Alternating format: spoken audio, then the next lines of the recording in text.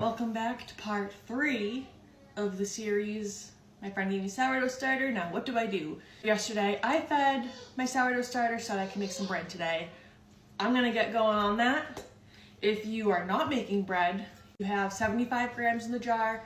You'll want to discard about 50 and then do your feeding of your 25 grams of starter that you'll leave, 25 grams of flour, 25 grams of water.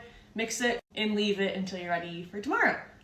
So without further ado, let's make some bread. If you're just starting out on making sourdough bread, I would do 100 grams of starter, 325 grams of water, 500 grams of flour, 10 grams of salt. That is going to be 70% hydration. It's going to be a little less sticky, easier to work with when you're shaping your dough. I like to use a higher hydration. I like the way the bread comes out more, so I'm going to be using closer to 350 grams of water.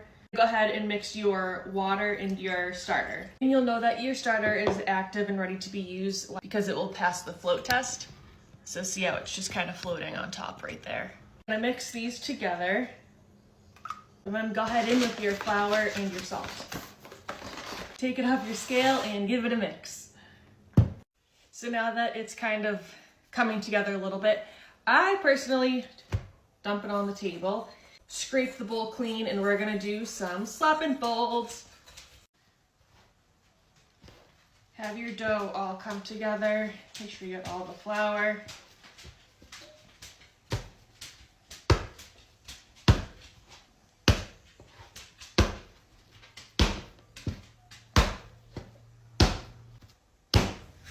I did these slap and folds for about 5 minutes, give or take. You can see how nice the dough comes together.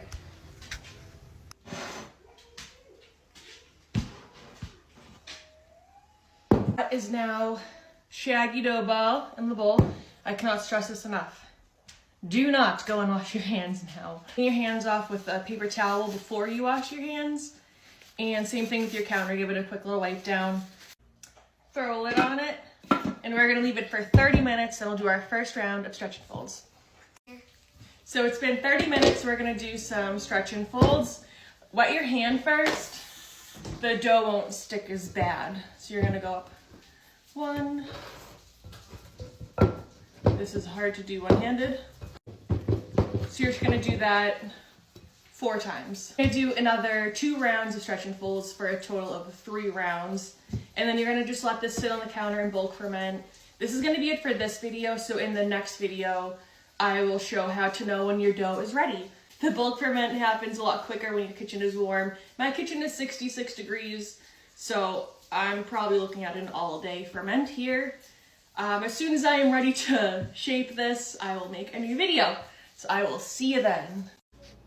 So quick update, it has been 7 hours since I mixed the dough for my sourdough and it's not ready, but I had a great idea. I'm making dinner in my crock pot, so I just threw this right on top. I wish I did that this morning. Probably would have been ready by now. But I'm gonna take the lid off and I'll show you how I know it is not ready to be shaped. It has risen quite a bit. It's got a little bit of a jiggle, but it's still super sticky. So, not ready. We'll leave you here for now. Check back in a bit. Okay, so now it has been 12 hours and let's check it. So it's nice and jiggly. And that is more like it. It's almost 8, which is my bedtime. So we're gonna shape it and then I'm just gonna throw it in the fridge and cook it tomorrow morning. Sprinkle some flour. If you have a Banton, I think that's how you say it, that's great. If not, I've just used a bowl and a towel. Throw some flour on it, it's fine. Sprinkle some flour on your counter. My bench scraper is in the wash, so we're going without that. I normally do use that to help shape it, but that's okay. Clean. Happening.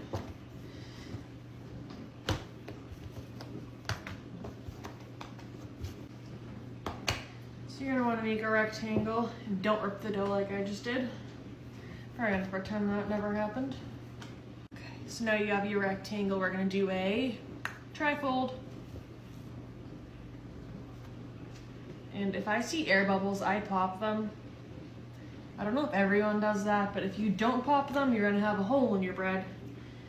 And it is a nice little pocket for butter, however, I'd rather not. So I like to tuck and pull, tuck and pull, tuck and pull. Now it's getting nice and tight. And we're gonna plop it in here. Sprinkle a little flour on this. All right, so now I just cover this up. I always put my Banton in a plastic bag. A few times the fridge has dried out the top of the dough. It didn't come out bad, but it made me uncomfortable. I didn't like it. So I put it in here to kind of keep all the moisture in. Throwing this in the fridge, and we'll bake it in the morning. The oven preheated to 450. Ooh-wee! Okay, that is one massive bubble.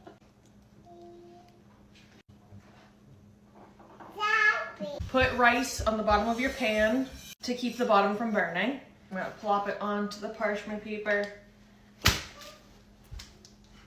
Ooh, looking good. Hold its shape perfectly. Sometimes when I pull it out of the fridge and I dump it out, the dough kind of just flops out. And when it does do that, I'll make it into a rectangle again. I'll shape it again. That's the beauty of using an actual loaf-shaped Dutch oven, is it forces your bread to hold that shape. My favorite moment. I love it when it slices nice and easy.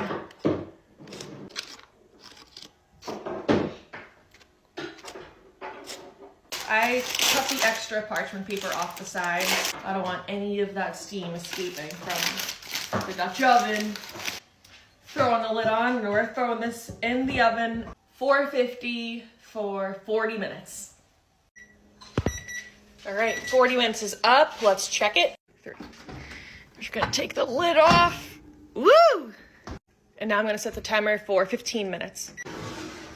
Hallelujah, hallelujah. So now we're gonna temp it, 205. A temp of at least 205. Put it on a drying rack. And now the hardest part is you have to wait 30 minutes to cut into.